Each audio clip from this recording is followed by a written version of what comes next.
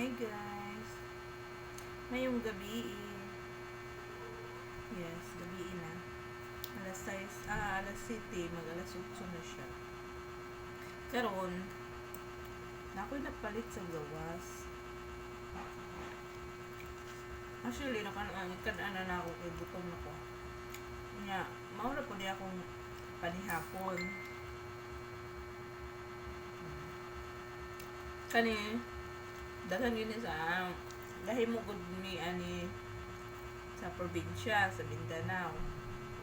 Pero naman Miss Luzon, ako nagdahom nga na aday ni dinhi Abaligya.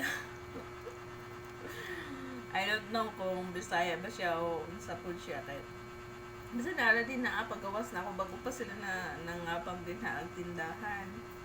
Pero paggawas na ako, kanagsaram ko mo gawas. Kani. Na ako lagi kadaan gamay na lang. Kasi man siya o ako palit na. Muli snack o kuan pagkaon na ako. Dami siya balanghoy. Balanghoy kamuting kahoy ni sa kuan hadin niya sa Luzon.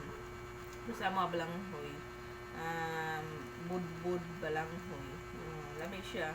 Humok siya kaayo. Yan na po siya ikauban ani kuan. Pilit na budbud. Lami po siya. Paborito ni po na ko siya. Hindi kayo tamis pero niya humok kayo. Kabusog yun siya guys. Isa kabuk busog na ka. Kani 15 pesos lang na siya. Dako na siya eh. Pero sa mo atag 5 ra. Inani ka dako. Una naman og tanong. Din niya syempre mahal kay palito to. Didis Batangas. To palit niya. Tipid na pod kay sa kabukan eh pabaha paniud panihapon o di ba tagbaw. Tipid na. Di pa yun siya dali madaot, promise.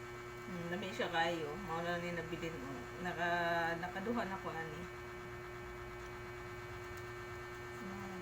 kayo pilit din siya basta ko ang balang